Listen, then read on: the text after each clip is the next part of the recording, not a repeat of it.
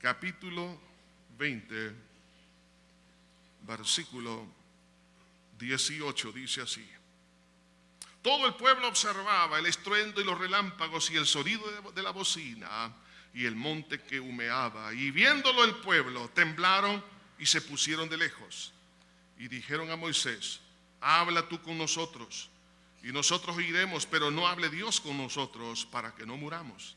Y Moisés respondió al pueblo: no temáis, porque para probaros vino Dios, y para que su temor esté delante de vosotros, para que no pequéis. Entonces el pueblo estuvo a lo lejos, y Moisés se acercó a la oscuridad en la cual estaba Dios. Y Jehová dijo a Moisés: así dirás a los hijos de Israel: vosotros habéis visto que he hablado desde el cielo con vosotros. No hagáis conmigo dioses de plata ni dioses de oro os haréis. Altar de tierra harás para mí, y sacrificarás sobre él tus holocaustos y tus ofrendas de paz, tus ovejas y tus vacas. En todo lugar donde yo hiciere que esté en la memoria de mi nombre, vendré a ti y te bendeciré. Y si me hicieres altar de piedra, no la labrares de cantería, porque si alzares herramientas sobre él, lo profanarás. No subirás por grada a mi altar, para que tu desnudez no se descubra junto a él. En el lugar santísimo, en el tabernáculo, había un mueble muy especial, es el arca del pacto. De hecho, hasta películas han hecho acerca del arca del pacto. Pero en el arca del pacto habían tres cosas muy importantes: la vara de Moisés, las tablas de la ley, los 10 mandamientos, y un poco de maná. Algo interesante ocurrió con el maná, ya que este era el pan con el cual Dios alimentaba al pueblo, y solamente duraba un día. Si alguien guardaba maná para el siguiente día, se podría, se engusanaba. Pero estando en el arca, el maná nunca se descompuso, se mantuvo fresco durante todo el tiempo que estuvo allí.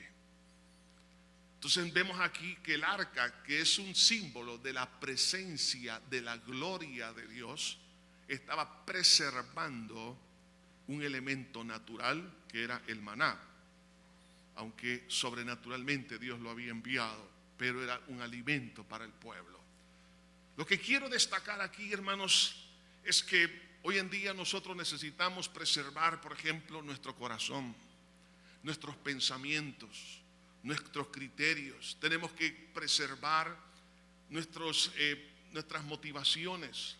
¿Cómo podemos preservar ante tanto inseguridad, tantos ataques, tantas circunstancias negativas? ¿Cómo puedo preservar la paz? ¿Cómo puedo preservar la santidad? ¿Cómo puedo preservar emociones que sean ecuánimes? ¿Cómo puedo preservar todo lo que Dios me ha dado? ¿Cómo puedo terminar mi carrera con gozo y el ministerio que recibí del Señor? La única manera es que estemos cubiertos con la gloria del Señor. Así como el maná era preservado en el arca del pacto, así también la gloria de Dios que cayó en el Sinaí cayó con el propósito de preservar a la nación. Dos cosas le dice Dios aquí a este pueblo: para que no pequéis, muy claramente les está hablando acá, para que no pequéis, y también para preservarlos, para probar sus corazones y para que no pequen.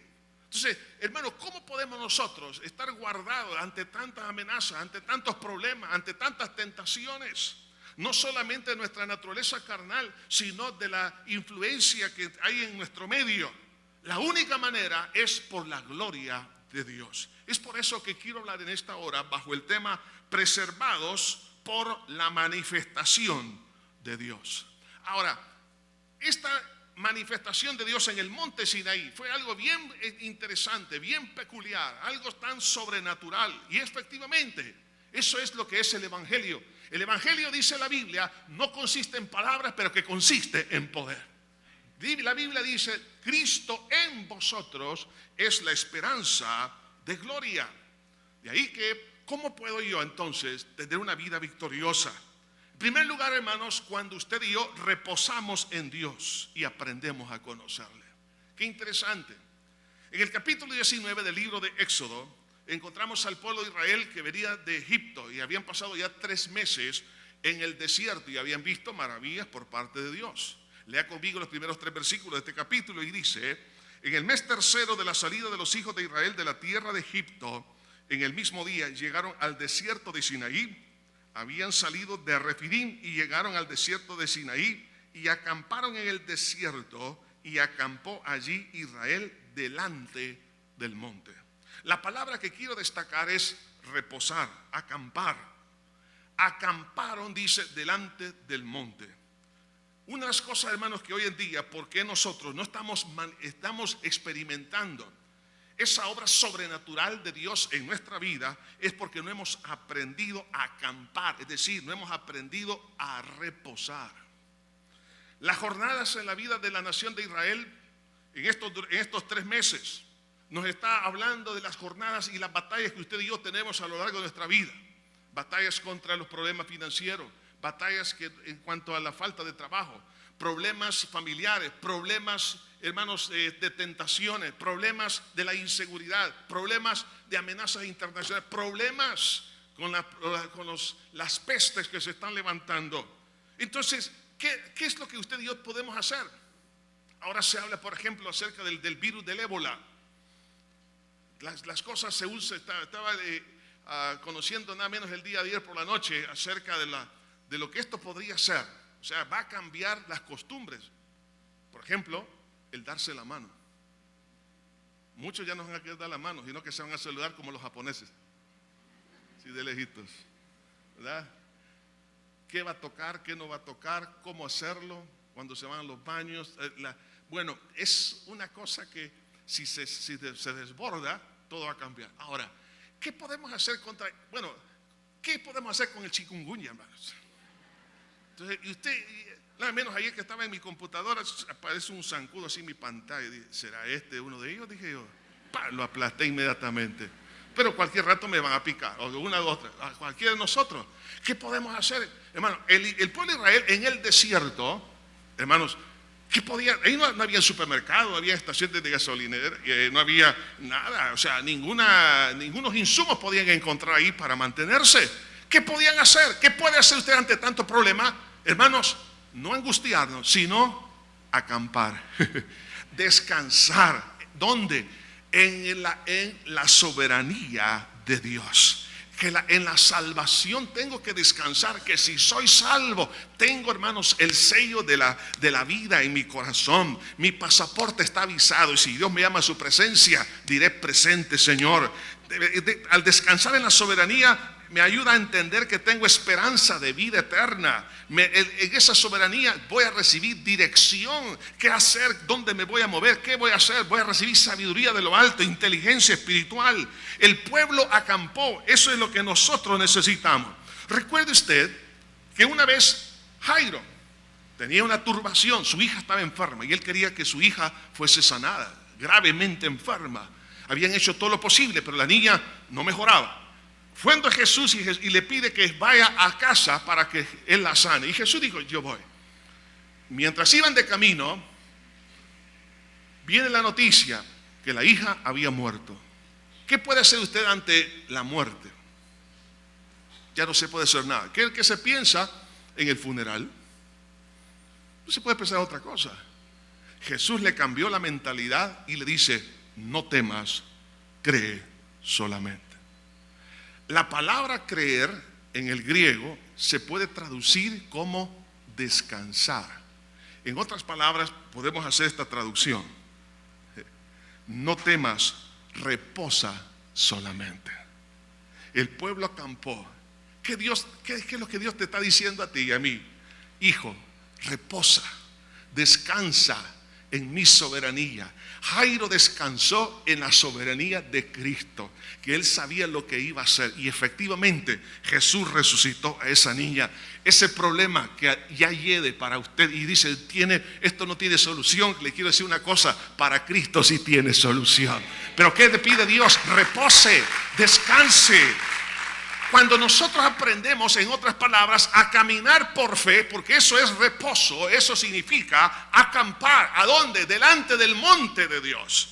Cuando estamos nosotros caminando por la fe, hermanos, es ahí cuando vamos a tener la experiencia de la manifestación de la gloria de Dios, porque no andamos por vista, sino por fe. Jesús le dijo a Marta: no te he dicho que si crees verás la gloria de Dios. Entonces, la fe es importante para que la gloria de Dios se manifieste en nuestra vida. Cuando ellos llegaron y vieron el monte como cualquier otro monte, pero la gloria cayó más adelante. Cuando usted y yo caminamos por fe, vamos a ir de gloria en gloria y de poder en poder. La nación de Israel había visto el poder de Dios en Egipto y en esos 3 meses en el trayecto del desierto. Habían visto el poder de Dios, pero no tenían revelación de la persona de Dios. En el monte Sinaí no vieron milagros, sino vieron la gloria de Dios. Dios quiere que pasemos de tener experiencia con la sanidad divina, con experiencias gloriosas de una respuesta a una necesidad personal y cualquier otra cosa, a conocerle a Él. Y cuando Dios quiere eso, entonces nos va a pedir: hijo, quiero que aprendas a caminar por fe, porque el justo por la fe vivirá. La fe nos abre, hermano, el camino a gozar de la gloria de Dios. Y esto sucede cuando respondemos a su llamado. Dice en el versículo 4 del capítulo 19 de Éxodo: vosotros visteis lo que hice a los egipcios, y cómo os tomé sobre alas de águila y os he traído a mí. Oiga esto, Dios los atrajo. Dios lo ha traído a usted y a mí. Algunas veces pensamos que somos nosotros los que nos acercamos a Dios. Más bien Él se ha acercado a cada uno de nosotros. El Señor dice en Juan capítulo 6, versículo 44: ninguno puede venir a mí si el Padre que me envió no le trajere. Usted y yo hemos sido atraídos, hemos sido traídos por el Espíritu Santo, por la palabra. Dios ocupó a una persona, una circunstancia, pero usted y yo no somos cristianos por casualidad, sino por el imán de la gloria de Dios. Así Dios atrajo a este pueblo al monte Sinaí. Dice: os he traído a mí. Lo importante es responder a esa atracción. Por eso la Biblia dice: si oyereis hoy su voz, no endurezcáis vuestro corazón. Dios nos atrae con la palabra, cada mensaje, cada lectura bíblica. Nos atrae por el Espíritu Santo, por las circunstancias de la vida. No endurezca su corazón, no diga: yo aquí me quedo. No, Dios, sí, yo sé que Dios me está hablando, pero yo voy a seguir haciendo lo que yo quiero. Tenga cuidado, porque tarde o temprano ya Dios no lo va a traer. Porque dice el Señor que el Espíritu de Jehová no contenderá con el espíritu del hombre para siempre. Y la atracción de Dios es para bien.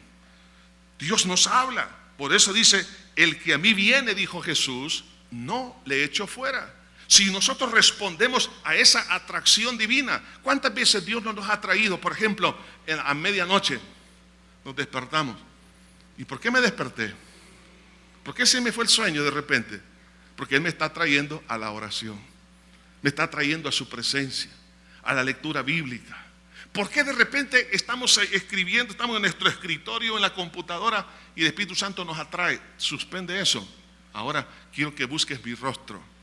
Dios está atrayendo a su pueblo. Entonces, para que la gloria de Dios se manifieste, tengo que responder a ese llamado.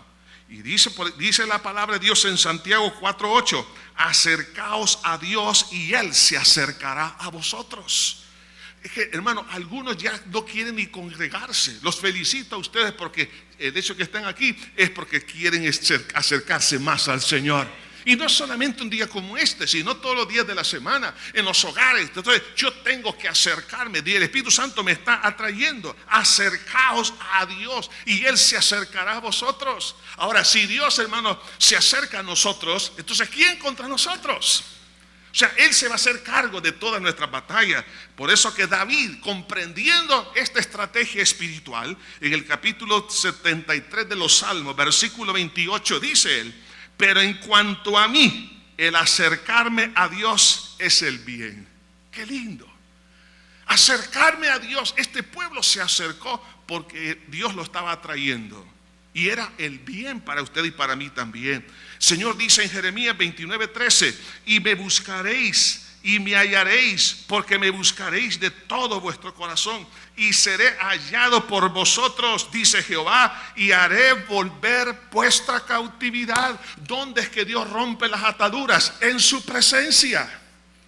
Pero cuánta gente quiere ser libre de pasiones necias, de actitudes y malos comportamientos, alejados de Dios, no quieren venir a la iglesia, no quieren orar, no quieren hacer nada. ¿Cuándo van a recibir eso? Dice el Señor: me buscaréis y me hallaréis, porque me buscaréis de todo vuestro corazón, y seré hallado por vosotros. Y como resultado, os haré volver de vuestra cautividad.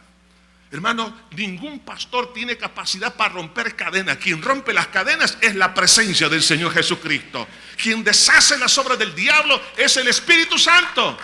Pero el problema es que nosotros no queremos buscar esa presencia. Dios nos atrae. Dígame si no es cierto, hermano, lo que está pasando hoy en día. Todos los problemas internacionales. Hermano, estamos, oiga bien esto, a las puertas del rapto de la iglesia. Estamos a las puertas de la segunda venida de Cristo. Cuando Jesús habló de las pestes, de las guerras, rumores de guerra, lo que está sucediendo hoy en día. Ayer mismo, por televisión, ISIS mandó una amenaza a todos los cristianos en el mundo. Persecución. Pregunto, ¿cómo vamos a resistir eso? Recibí en esta semana unas fotografías bien fuertes de cristianos decapitados en Irak. Jóvenes agarrando las cabezas de esos cristianos. Hermanos, lo que estamos viendo hoy en día, claro, es porque Satanás sabe que le quedan pocos días. Y la gente, toda la gente que hace esto son instrumentos de Satanás. ¿Por qué? ¿Por qué? Porque Jesús dijo, el diablo, hablando del ladrón que es Satanás, ha venido para matar, hurtar y destruir. Y todas esas matanzas que se están dando, hermanos, son obras del diablo. Y quienes lo hacen son instrumentos del diablo. Entonces, ¿qué vamos a hacer con esto? Se están tomando medidas contra el ébola. ¿Qué pasaría si el ébola entra aquí en nuestro país? Piense en la contaminación de las aguas. Y aquí que tan fácilmente, hermanos, podemos contaminarnos, porque no tenemos los niveles de higiene que otros países tienen. Y aún los que tienen mayores niveles de higiene a nivel, digamos, personal, familiar, y también todo el sistema, digamos, médico, lo tienen en su mejor posición. Aún en ellos son vulnerables. Ahora bien, ¿qué puedo yo hacer eso? ¿Qué puedo hacer? Acercarme a la presencia de Dios, acercarme a Dios. Hermanos, si nosotros aprendemos a acercarnos, Dios nos va a liberar de una cantidad de temores. El hecho de que el chikungunya esté aquí, hermanos, que el dengue, si el ébola, que si viene, hay otro virus que es peor que el ébola, según lo estaba viendo en las noticias, que la gente muere en menos tiempo y es mucho más agresivo. No sé si es una cepa de este virus, pero la cosa que se está desbordando. Ahorita la ciencia ya no sabe qué hacer. El punto es, hermanos, que la Biblia nos habla que antes que Cristo venga, habrían pestes por toda la tierra. Ahora, si esto es así, ¿qué tengo que hacer? No puedo hacer nada, reposar en que Dios va a hacer todo. Yo me tengo que acercar a Dios. El problema es que algunos, en lugar de acercarse a Dios, lo que se andan acercando a los bares, se andan acercando, hermano, al pecado, se acercan a la vanidad, se acercan a la vagancia y no se acercan a Dios. Eso es un grave error. Hay que acercarnos. Si Dios nos llama, tengo que acercarme y tomar decisiones en poner a Dios en primer lugar. Por eso dice, todo lo que Jehová ha dicho, haremos. Eso lo dijo el pueblo. Dice en el versículo 8, en la primera parte. El pueblo se comprometió. Hoy en día usted y yo tenemos que tomar, al acercarnos a Dios, decisiones radicales. No podemos estar a medias tintas. Tengo que tomar decisiones radicales, pero tengo que también santificarme. Versículo 10 del capítulo 19 dice, ve al pueblo y santifícalos hoy y mañana y laven sus vestidos. El pueblo se estaba preparando para recibir esa gloria y tiene que hacer la limpieza interior. Hermanos, usted y yo tenemos que limpiarnos de muchas cosas, malos sentimientos. Algunos no aman al prójimo. Eso es pecado. Hay que lavar eso. Hay que lavar la hipocresía. Hay que, hermano, quitar toda vanagloria. Hay que quitar toda competencia. Hermanos, en la iglesia no tengo por qué andar compitiendo con ningún hermano, porque los demás son superiores a cada uno de nosotros, ¿sí o no, hermanos? Entonces yo tengo que verlos así, por lo tanto yo no tengo que competir con nadie. Tengo que valorizarlos. Allá afuera en la libre empresa hay libre competencia. Aquí en la iglesia no debe de haber competencia ministerial, no debe haber competencia de persona, no debe haber competencia social ni económica. ¿Por qué? Porque todos somos lavados con la sangre de Cristo y somos un cuerpo en el Señor. Entonces tenemos, hermanos, que santificarnos, limpiarnos de tanta basura y vanidad que hay en el corazón. Hermanos, si yo quiero más de la gloria y la presencia de Dios, tengo que limpiarme de eso, limpiarme del egoísmo. Hay personas, lo único que les interesa es su seguridad, su alimento, su techo, pero no les interesa a otra persona. Eso tenemos que limpiarlo. Pero también dice aquí la palabra que la gloria de Dios en el versículo 16 al versículo 20 se manifestó, fíjense bien. Dice, aconteció que al tercer día, cuando vino la mañana, vinieron truenos y relámpagos y espesa nube sobre el monte y sonido de bocina muy fuerte, y se estremeció todo el pueblo que estaba en el campamento. Y Moisés sacó del campamento al pueblo para recibir a Dios, y se detuvieron al pie del monte. Vean aquí, hermano, algo que ellos nunca habían visto. ¿Vieron el poder de Dios en Egipto? Sí. Las plagas que cayeron. ¿Vieron el maná caer del cielo? Sí. Las codornices que Dios envió, sí. ¿Vieron cómo Dios endulzó las aguas en Mara? Sí. ¿Vieron cómo Dios los cubría con un techo de nube en el día y una columna de fuego en la noche? Sí. Pero no habían visto a Dios. Hermano, qué lindo es el poder de Dios, qué linda es la gracia de Dios, pero más lindo es el Señor mismo. Hermanos, por eso nosotros tenemos que anhelar más que el poder de Dios. Tengo que anhelar la presencia, la persona de Dios. Entonces, cuando la presencia de Dios, la gloria de Dios se estaba manifestando, es ahí entonces donde nosotros podemos depender de la mediación de Cristo. Hay momentos en que no sabemos cómo hacer nuestras las victorias de la obra de Dios en Cristo Jesús. Pero cuando Dios empezó a hablar al pueblo, el pueblo, fíjense bien, en el versículo 18 de este capítulo, le dice a Moisés, todo el monte Sinaí humeaba, porque Jehová había descendido sobre él en fuego, y el humo subía como humo de un horno, y todo el monte se estremecía en gran manera, y el sonido de la bocina iba en aumento en extremo. Moisés hablaba y Dios le respondía con voz tronante. Y descendió Jehová sobre el monte Sinaí, sobre la cumbre del monte, y llamó Jehová a Moisés a la cumbre del monte, y Moisés subió. Versículo 18, el capítulo 20. Todo el pueblo observaba el estruendo y los relámpagos y el sonido y la bocina, y el monte que humeaba, y viendo el pueblo, temblaron y se pusieron de lejos. Y dijeron a Moisés, habla tú con nosotros, y nosotros oiremos, pero no hable Dios con nosotros, para que no muramos. Hermanos, Moisés estaba sirviendo de mediador. ¿Quién es su mediador? Es Cristo, y es mi mediador también. Cuando Dios nos atrae, yo tengo que responder, acercarme a Él. Tengo que decidir en ponerlo a Él en primer lugar. Tengo que santificarme en forma práctica de todas las cosas que no son convenientes. Tengo que aprender a meterme en la presencia de Dios, pero también tengo que aprender a depender de la mediación de Cristo en su obra gloriosa. Porque la gloria de Dios que vemos aquí en el Sinaí no es nada en comparación a la gloria que estaba en Cristo nuestro Salvador. Cuando Cristo muere en la cruz del Calvario, ahí se manifestó su gloria. Cuando el soldado romano abrió en su costado, dice la Biblia, fíjense bien, el momento que Cristo expiró, en ese momento la gloria que estaba adentro de ese cuerpo salió. Y entonces el soldado romano dijo: verdaderamente este era el Hijo de Dios. La tierra tembló. Previo a eso se había oscurecido el cielo. El velo se rasgó de arriba hacia abajo en el templo. ¿Por qué? Porque la gloria se había manifestado. Le quiero decir algo, hermano. Tenemos a un mediador, hermano, maravilloso, que es Cristo nuestro Salvador. No es Moisés, es Jesús de Nazaret. Yo puedo depender de su obra en la cruz del Calvario, porque ahí en su cuerpo cargó mis pecados y sus pecados y de toda la humanidad. Y no hay pecado que Cristo no pueda perdonar. No hay cadena que Cristo no pueda romper. No hay demonio que pueda quedarse en pie ante la presencia de Cristo nuestro Salvador. De ahí que entonces, hermanos, la importancia de poder echar mano de ese recurso. Y algunos dirán: hermano, ¿y qué hago?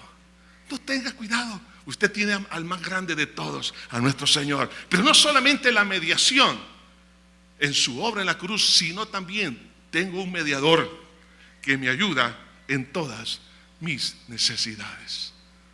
¿Cuántas necesidades tiene usted y tengo yo? Hay tantas necesidades personales. Mas Jesús dijo: yo estaré con vosotros todos los días hasta el fin del mundo. En esta experiencia que tuve últimamente, y esto lo he visto a lo largo de mi vida, la verdad, lo puedo testificar, cómo Dios ha sido tan bueno. Pero vimos cómo Dios envió sus ángeles, por un lado, por gente desconocida, aeropuertos, en migración, en hoteles, en las calles, en el hospital, en todo lugar. Yo le voy a decir esto, hermano: Dios tomó cuidado en todo momento. Por lo tanto, si usted tiene una necesidad, no ande buscando a los de cuello blanco. Busque a aquel que es blanco completamente, que es 3 veces santo, al soberano, al Rey de reyes y Señor de señores. Entonces, ¿qué es lo que Jesús nos quiere enseñar? Que yo tengo que aprender a reposar. Yo tengo que aprender a creer. Cuando nosotros entramos en la dimensión de la fe que me lleva a un reposo, no significa a una inactividad, significa a no hacer lo que yo quiero, sino dejar que Dios haga lo que Él quiere y hacer lo que Dios quiere que me está indicando hacer. Cuando entramos en ese nivel de reposo, de confianza en Dios, cuando abandono mis criterios, abandono mi lógica, abandono la razón, hermano, carnalizada, cuando abandono todo ese tipo de cosas en las cuales yo he confiado, mi soberbia, mi prepotencia, mi orgullo, cuando yo descanso de todo eso porque ya no sé qué hacer, entonces en ese momento la gloria de Dios se va a manifestar. ¿No pasó eso cuando Jesús, por ejemplo, reposaba en la barca? El agua entraba, pero Jesús no se despertaba. Yo me recuerdo cuando era niño, ya era hora de levantarme para ir al colegio. Mi papá me avisaba: hijo, levántese, 10 horas. Ya voy, papi, ya voy. A la tercera no me avisaba, me tiraba agua. Saltaba rápido. ¿Sabe qué? Jesús le caía el agua y estaba dormido. Le estaba enseñando a los discípulos a reposar, a descansar. Y se manifestó la gloria, ¿sí o no? Cuando los discípulos dijeron: Señor, no tienes cuidado que perecemos. Dijo al viento y al mar: calla y enmudece. La gloria de Dios se manifestó. Hermano, cuando aprendemos a reposar, cuando aprendemos a oír esa palabra, hermanos, que Dios le dio a Jairo: no temas, cree solamente. Entonces estaremos preparados para la manifestación de la gloria de Dios. ¿Por qué, hermanos, hoy en día la gloria de Dios no se manifiesta a nivel personal? ¿Por qué algunos cuando oran se aburren? Cuando vienen a la iglesia, al culto, se duermen. ¿Por qué algunos hermanos se sienten que es aburrido todo y andan cambiando de aquí, hasta se cambian de grupos religiosos? ¿Y por qué de todo eso? Es porque la persona no ha aprendido, hermanos, a caminar por fe. Quiere caminar por sus criterios, por su lógica. Mas va a venir un día cuando Dios va a meter a las naciones y a la nación del Salvador, la va a meter en el desierto, y lo único que va a tener que hacer es reposar y descansar, porque nuestro socorro viene de lo alto, no viene de los montes de esta tierra, sino de Jehová que hizo los cielos y la tierra. ¿Qué va a pasar con una peste? ¿Qué va a pasar con... Ya días atrás tuvimos un terremoto. ¿Qué puede pasar con un terremoto de mayor magnitud? Vamos a tener que reposar, es decir, descansar. ¿Para qué? Para que la gloria de Dios se manifieste. No espere un terremoto personal. Descansemos en Cristo. Ahora, esto preparó el terreno para la experiencia de la manifestación de la gloria de Dios. Ahí estaba ese monte humeando, el sonido era como sonido de grandes bocinas, rayos, relámpagos. Dios hablaba con voz de trueno. Ellos nunca habían visto tal cosa. ¿Por qué fue necesaria esa experiencia para el pueblo? Habían dos grandes, poderosos propósitos de la manifestación de la gloria para ese pueblo. Los mismos propósitos son para usted y para mí. Dice la palabra, hermano, en el versículo 20. Y Moisés respondió al pueblo: no temáis, porque para probaros, aquí está el primer propósito, probar, vino Dios, y para que su temor esté delante de vosotros, para que no pequéis. Probar y para preservar. El primero de estos propósitos tiene que ver con la purificación.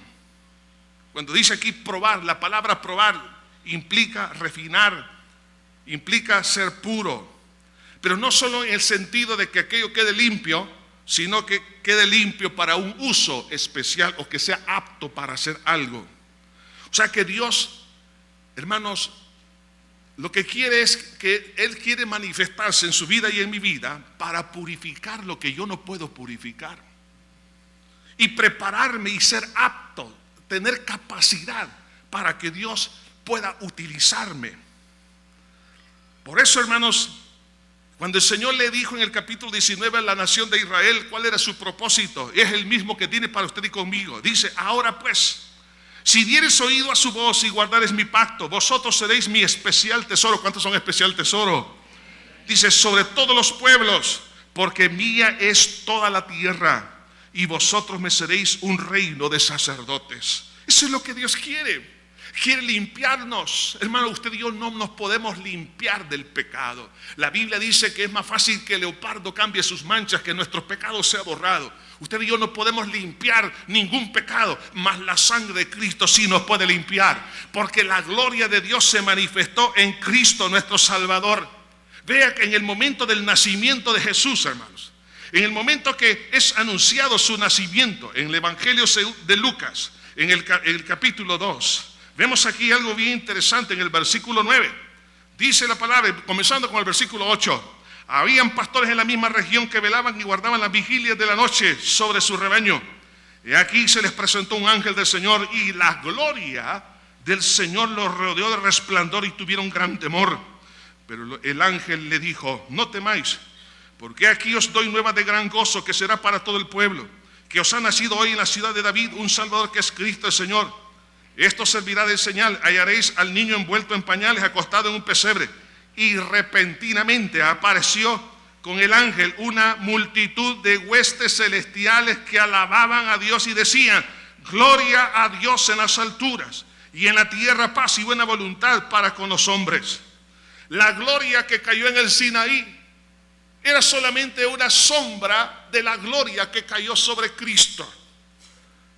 En el momento del nacimiento, vemos aquí que la gloria de Dios cayó, el resplandor, y tuvieron temor los pastores que se encontraban. ¿Por qué razón? Para que entendamos que Cristo tiene la capacidad para purificar y prepararnos para algo mejor. Ninguna religión ni ningún religioso a lo largo de la historia, ni los presentes ni los que han de venir, pueden perdonar y limpiar pecados. El único que puede perdonar pecados es Cristo nuestro Salvador, con su sangre que derramó en la cruz del Calvario. Si alguien dice algo diferente, es un anticristo o un falso profeta. ¿Por qué? Porque la Biblia nos dice en Juan capítulo 1, en el principio dice, era el Verbo, y el Verbo era con Dios, y el Verbo era Dios. Los griegos tenían el concepto de logos, que se traduce aquí en la Biblia como verbo o palabra en otras versiones. Pero el concepto de logos o del verbo era una mente que estaba allá afuera, que gobernaba todas las cosas, que no había caos en las estaciones y que todo marchaba en armonía, porque el logos todo lo gobernaba. Era una mente, era alguien allá, una mente que no sabían qué era, pero era algo que ellos percibían. Y así hubieron muchos filósofos como Anaxágoras, Tácito, de Mileto y otros más que pensaban en el logos. El Espíritu Santo, inspirando al apóstol Juan, toma esa palabra y dice: en el principio era el logos, y el logos era con Dios, y el logos era Dios. Y en el versículo 14 dice: y aquel logos o aquel verbo fue hecho carne y habitó entre nosotros, y vimos su gloria como la gloria del unigénito del Padre, lleno de gracia y de verdad. Juan dio testimonio de él y clamó diciendo: este es de quien yo decía, el que viene después de mí y que es antes de mí, porque era primero que yo, hablando de su preexistencia, de su eternidad, porque de su plenitud tomamos todos y gracia sobre gracia. Pues la ley de Moisés, la ley por medio de Moisés fue dada, pero la gracia y la verdad vinieron por medio de Jesucristo. A Dios, oiga esto, a Dios nadie le vio jamás.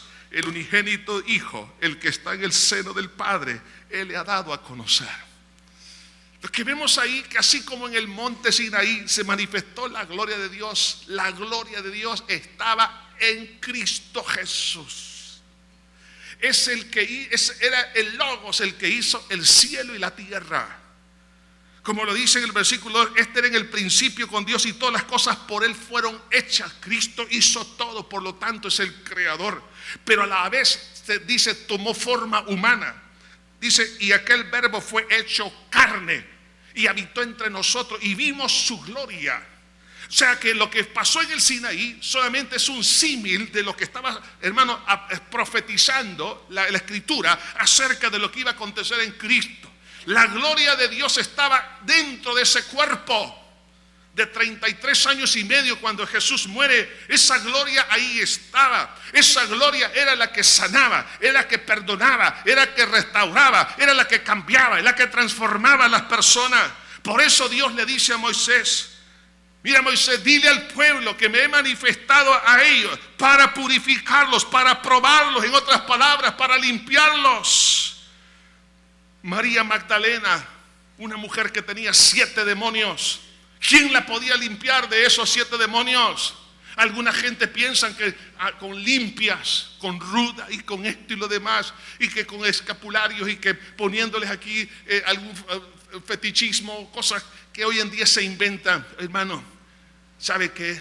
El único que puede echar fuera demonios es el Espíritu de Dios. Y Cristo limpió a esa mujer. Por eso la gloria de Dios se manifestó en María Magdalena. Quedó esa mujer libre de todas esas opresiones. Piensa en la conducta de una persona con 7 demonios. Y ya con uno, y esta es una cosa seria, pero con 7 demonios. ¿Quién se quisiera casar con una mujer con 7 demonios? Entonces, ahora,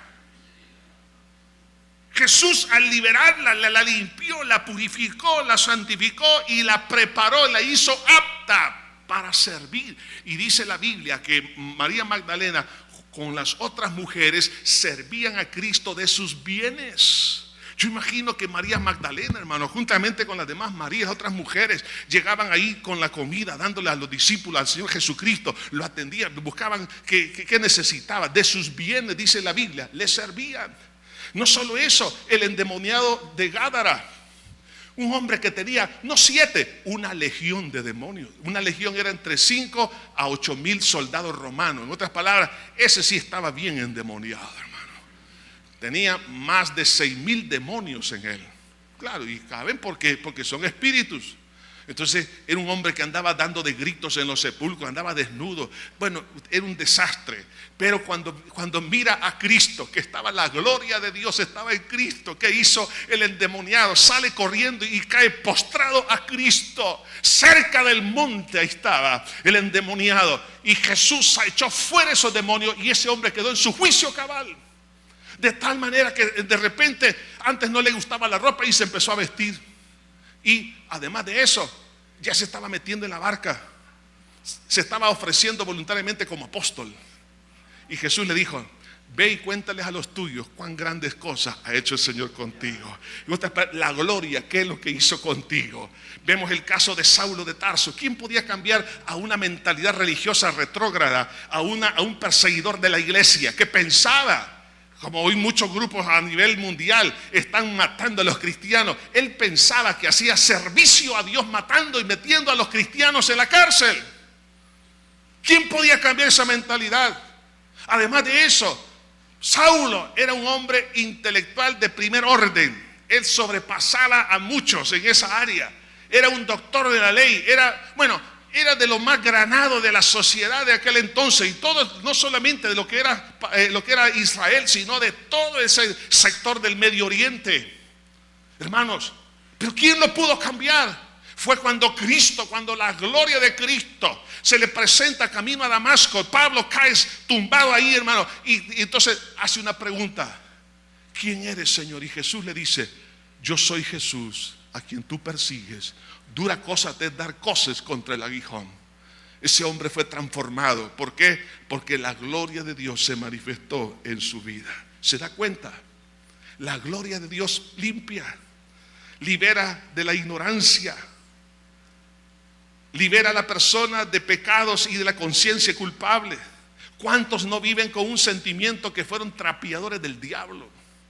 Que Satanás hizo con ustedes cosas horribles. ¿Quién le puede quitar de su alma esa conciencia dolorosa del pasado miserable? Que usted se avergüenza de eso. Le quiero decir una cosa: la sangre de Cristo tiene poder, porque dice la Biblia: venid luego, dice Jehová, si tus pecados fueren como la grana, como la nieve serán limpiados.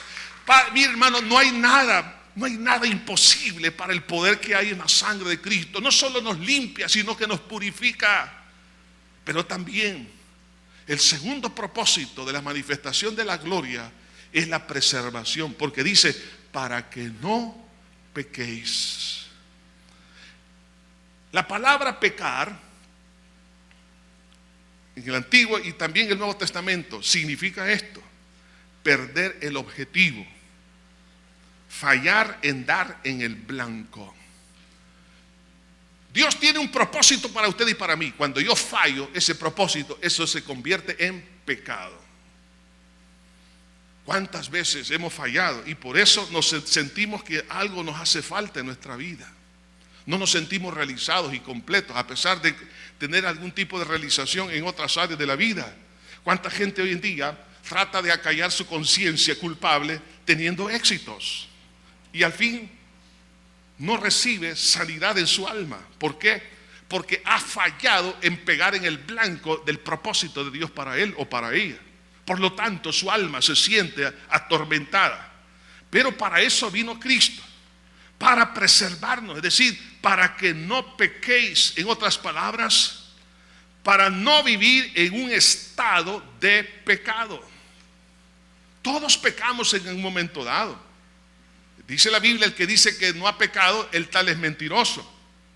Pero la Biblia nos dice que Dios nos puede preservar para no vivir en un estado. Yo sé que muchos de los que estamos aquí de vez en cuando decimos que jugamos fútbol.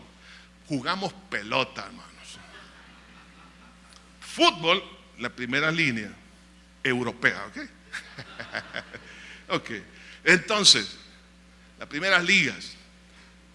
Ahí sí, ok, fútbol. Entonces, eso ellos viven practicando, esa es su vida, ese es su trabajo, para eso les pagan. Ahora, nosotros como cristianos, de vez en cuando pecamos, sea por omisión o por acción, lo que sea. El punto es que la gloria de Dios lo que hace es preservarnos para no vivir en una forma repetitiva o en un estado de pecado.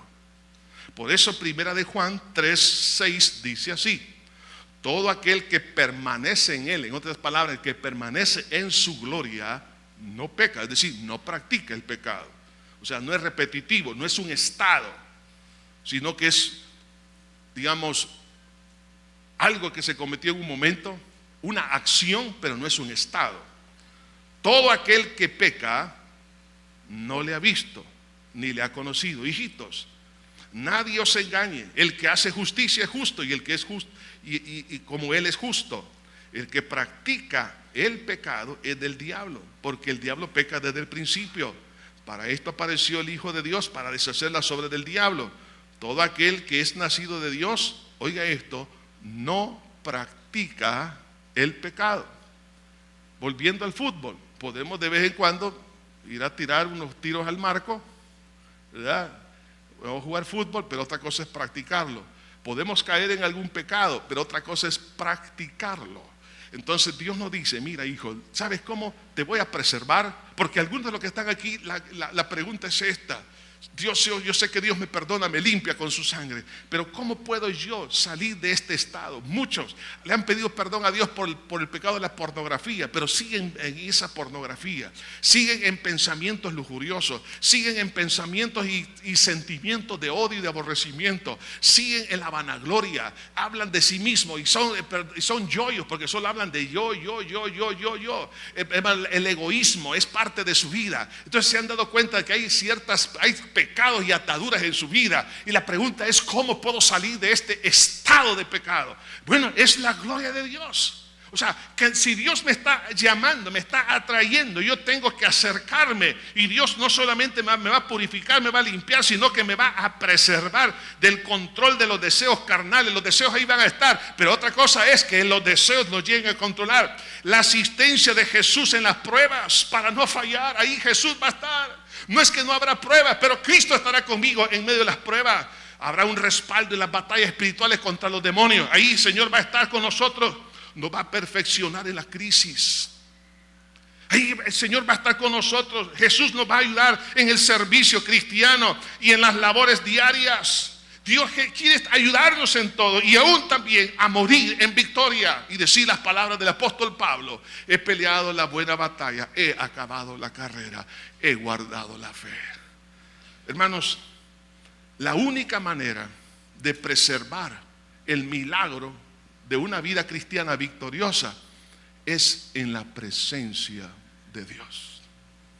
Yo tengo que estar cerca. Jesús dijo: separado de mí nada podéis hacer. Por eso Dios le dice a este pueblo: para probaros Dios se manifestó, y para que no pecareis. Y esto nos ayuda no solamente para la vida victoriosa presente, sino para presentarme sin mancha e irreprensible en gloria. Dios, hermanos, tiene planes gloriosos. Esto no termina aquí. Dios, así como la gloria estaba en Cristo, así también Dios quiere que su gloria repose sobre nosotros.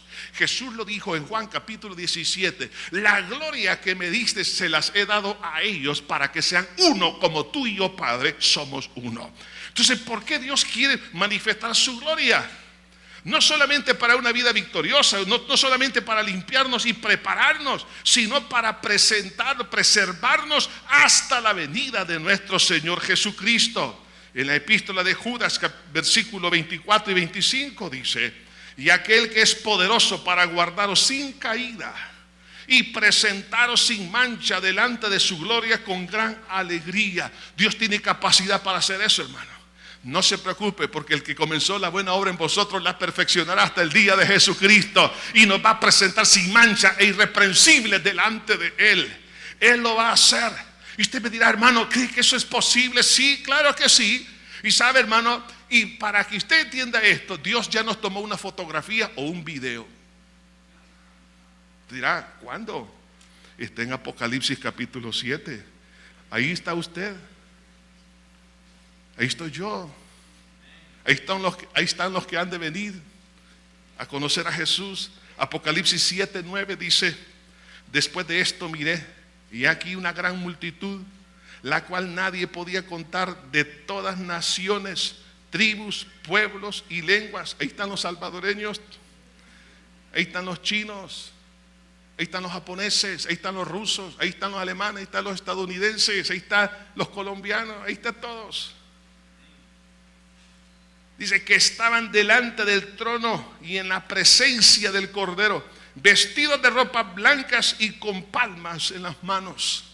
Las palmas eran utilizadas cuando un general venía de una batalla o un rey y lo recibían en la ciudad, y todo el pueblo al recibirlo tenía que tener palmas en las manos. Por eso que la entrada triunfal de Cristo en Jerusalén, se da cuenta que llevaban palmas, porque era señal de victoria. Y eso lo que nos está diciendo es que de todas las tribus, pueblos, lenguas y naciones, lavadas con la sangre del Cordero de Dios, estamos en victoria. O sea, cuando yo miro esa fotografía, digo, ahí estoy yo. Ahí está usted también. Ahí estamos, hermano. Si estamos ahí, ya la hicimos. ¿Por qué? Porque la gloria de Dios nos va a preservar para ese gran momento, hermano. No somos por nuestra fuerza, sino por la unción del Espíritu Santo. Dios es el que va a hacer esa obra maravillosa. Mire, hermano, ahora por eso es una necesidad la experiencia de la manifestación de la gloria de Dios. No es algo, mire, dice el versículo 18 y 19, todo el pueblo observaba el estruendo y los relámpagos, todos, no era uno, no eran tres, no eran unos líderes. Y dice, y el sonido de su bocina y el monte que humeaba, viéndolo el pueblo, no solo Moisés y Aarón, el pueblo estaba. Mire, qué lindo sería que toda la iglesia de Cristo en todas las naciones, ahora que Cristo está pronto a venir, podamos contemplar su hermosura, su gloria, su poder, saber quién es Él. ¿Por qué? Porque si sabemos que la gloria de Dios, hermano, que Dios es único y que no hay demonio que se le ponga a la par, no podremos, hermano, seguir temiendo, porque el temor va a tener que huir, porque la gloria de Dios nos va a dar confianza, porque vamos a decir como Pablo, si Dios es por nosotros, ¿quién contra nosotros? Podemos seguir adelante en medio de la crisis, porque hay poder en la gloria y en la presencia de Dios. Hermano, por eso el nuevo nacimiento es importantísimo, porque ahí se manifiesta la gloria, la llenura del bautismo en el Espíritu Santo. Hermano, existe, es bíblico. El bautismo en el Espíritu Santo es cuando la iglesia en Pentecostés recibió esa unción. Hermano, se les quitó el temor a las autoridades que querían amenazarles para que ellos no siguieran predicando, pero no los pudieron detener. Hay amenazas hoy en día también y no nos van a detener, porque la gloria de Dios va a caer sobre la iglesia. Dios va a llenar con su espíritu. Cuando usted mire, va al campo y observa que están quemando los rastrojos, ramas, hojas, de repente empieza a ver que salen insectos por todos lados. Cuando la gloria de Dios cae, salen todos los insectos que están en la mente y en el corazón también, y nos prepara y nos limpia. Y no habrá temor. Hermano, hay temores que tienen que ser, hermanos, quitados. El temor al no se puede. Hermano, pensamos que porque somos salvadoreños no se puede, porque somos el pulgarcito de América, por esto y lo demás. Olvídese de eso. Con nosotros está Jehová, que hizo los cielos y la tierra. Y si Dios es por usted, hermano, usted puede emprender grandes cosas. Usted puede, si Dios le dice haga algo, Dios lo va a prosperar. Dios va a prosperar en todas las áreas, no solo espirituales, sino en las académicas, en las culturales, en la empresa, en todo. Hermano, la oración y la comunión con Dios, ahí se manifiesta Dios. Jesús está a las puertas. Hoy se manifiesta en nuestra vida el Espíritu de Dios, la gloria de Dios se manifiesta en la oración. Cuando usted esté en oración, cuando esté en ayuno, cuando está orando, cuando está buscando el rostro de Dios. Pero viene el día que esa gloria se va a manifestar en toda la tierra, ya no en un monte, ya no solo en la iglesia. Jesús dijo, así como es el relámpago que se mira del occidente al oriente, así será la venida del Hijo del Hombre. En Marcos 13:26 dice, entonces verán al Hijo del Hombre que vendrá en las nubes con gran poder y gloria. Gloria a Dios, Cristo viene, hermanos. En Apocalipsis 19:11 dice acá, miren esa venida de Cristo. Entonces vi el cielo abierto y aquí un caballo blanco, y el que lo montaba se llamaba Fiel y Verdadero, y con justicia juzga y pelea. Sus ojos eran como llama de fuego, Y había en su cabeza muchas diademas y tenía un nombre escrito que ninguno conocía sino él mismo. Estaba vestido de ropas teñidas de sangre y su nombre es el Verbo de Dios. Y los ejércitos celestiales, vestidos de lino finísimo, blanco y limpio, le seguían en caballos blancos. De su boca sale una espada aguda para herir con ella a las naciones. Y él la regirá con vara de hierro, y él pisará el lagar del vino del furor de la ira del Dios Todopoderoso. Y en su vestidura y en su muslo tiene escrito este nombre: Rey de Reyes y Señor de Señores. En el monte Sinaí Dios se manifestó. Dios se manifestó y se sigue manifestando ahora en su iglesia, en el corazón de las personas. Viene el momento también cuando Cristo se ha de manifestar su gloria, ya no en un monte, no en un grupo, sino en toda la tierra. Entonces, si sabemos que Cristo está a las puertas, lo único que nos resta, hermanos, es acercarnos. La segunda parte de este mensaje se las debo. Pero quiero decirles esto, hermanos. Usted y yo no tenemos capacidad para limpiarnos ni para preservarnos. Es imposible. Las pruebas que me acercan en el desierto al monte hace que anhele más de su presencia. Ahí Dios nos va a limpiar y nos va a preparar, pero también nos va a preservar. Por lo tanto, si el diablo le ha estado diciendo a alguno de ustedes que tú eres un fracasado, que tú no vas a terminar tu carrera, que tú ya estás vencido, que para qué vienes a la iglesia, para qué lees la Biblia si no puedes tener victoria. Yo le quiero decir una cosa: Dios ha estado llamando. Acercaos a Él y Él se acercará a vosotros. Cuando Dios se manifieste, Dios lo hará. He visto en jóvenes, en adultos, cuando la gloria de Dios se ha manifestado. Conozco así testimonios de personas que han salido de las drogas, han salido de otras condiciones muy lamentables, que no podían salir, pero salieron por el peso de la gloria de Dios. Ahora son hijos, son siervos y siervas de Dios. Personas que estuvieron aún en las mismas garras de la homosexualidad. Personas que han estado en el alcoholismo. Personas que han estado en el mundo, hermanos, del crimen. Gente que ha estado, hermanos, aún en el mundo de la prepotencia y la soberbia. Pero Dios los ha liberado. ¿Para qué? Para que sean instrumentos útiles en sus manos. Por eso podemos decir: la gloria de Jehová cayó en el Sinaí y aquel monte temblaba porque Dios estaba ahí. Pero ahora ya no es en el Sinaí, ahora es en mí. La gloria de Jehová cayó sobre mí y mi vida temblaba porque Dios estaba sobre mí. Y cuando Dios está, oiga esto, no hay demonio que se le va a acercar. A una niña una vez le preguntaron: ¿qué harías si Satanás se acerca para tocar tu corazón? Ella se quedó pensando por unos momentos y dijo: le diré al Señor Jesucristo que le abra la puerta. Padre, te damos gracias. Tú eres tan bueno, Señor, tan lleno de misericordia. Salva las almas para ti, Señor. Las personas que han venido en esta oportunidad y Dios les ha hablado a su corazón, como aquellos que están escuchando este mensaje por los distintos medios de comunicación, les quiero decir esto: Dios te quiere cambiar. Deja que Cristo haga el milagro.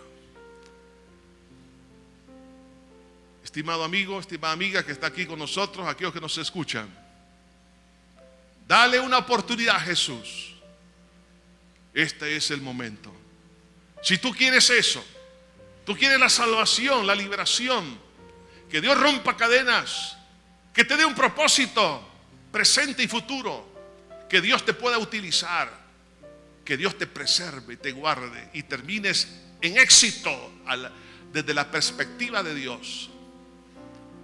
Ahí donde estás, di esta oración conmigo, que salga de lo más profundo de tu corazón, en voz alta, di conmigo: Padre eterno que estás en los cielos, me arrepiento de todo corazón de todos mis pecados. Perdóname por haber hecho lo malo delante de ti. Límpiame con tu sangre que derramaste en la cruz. Porque creo que tú llevaste todos mis pecados en tu cuerpo, en la cruz del Calvario, para darme libertad. Creo que resucitaste para mi justificación. Te abro mi corazón y te recibo como mi único Salvador y Señor de mi vida. Siga orando con sus propias palabras. Ahora quiero pedir a la iglesia, hermanos, yo sé que hemos visto el poder de Dios en nuestra vida, pero nos hace mucha falta experimentar su gloria, vivir en su presencia. Queremos la asistencia de Dios, pero no queremos a Dios en nosotros, gobernando nuestra vida. Hermanos, ha llegado la hora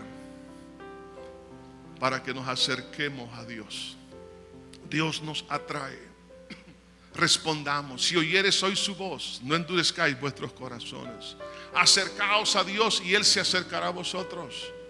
Y acercándonos a Él, Dios nos va a purificar, pero también nos va a preservar. No tenga cuidado. Si usted no sabe qué hacer, Dios lo hará por usted. Dios va a bendecir su trabajo, su vida, su esposa, todo. Dios se va a encargar. Si usted quiere en esta hora decirle: Señor, yo te quiero buscar. Yo sé que me has estado atrayendo, me has estado buscando, y a partir de este momento tomo la decisión de acercarme ahora más que nunca. Si usted tiene esa disposición, póngase de pie. Vamos a orar. Vamos a darle gracias a Dios. Señor, infinitas gracias, Padre. Qué lindo eres, Señor, por todas tus misericordias. Te pido, para gloria y honra de tu santo nombre, que tú traigas, Señor, a nuestra vida paz, descanso. En el nombre maravilloso de Jesús, Espíritu de Dios, ministranos. Libera, Padre Santo, nuestra alma de todo temor. Hay cuantas cosas tiene que limpiar, Padre. Temores, inseguridades, Señor. Señor, complejos de inferioridad, de superioridad, Señor. Pero tú haces todo eso. Señor, queremos a partir de este día acercarnos más a ti. Queremos, Señor, amarte con todo nuestro corazón, con toda nuestra fuerza, con toda nuestra vida. A partir de este día, Señor, abrimos nuestro corazón a la dimensión de tu gloria. Santifícanos, Señor. Queremos más de ti, más de ti, más de ti, Señor. Te agradecemos, Señor, por todas tus bondades. Qué lindo, Señor, qué lindo, Padre mío. Te agradezco, Padre, porque tú eres bueno. Señor, tráenos experiencias gloriosas al ir a casa, Señor, en el trabajo. Señor, que tu gloria esté allí, Padre. Que busquemos tu rostro. En tu presencia se van a dar cosas increíbles, Señor. Cosas sobrenaturales, que son las que estamos necesitando, Señor. Padre mío, te pido que bendigas este pueblo. En el bello nombre de Cristo lo pedimos todo. Amén, mi Señor, y amén. Que Dios me los bendiga, mis hermanos. No se le olvide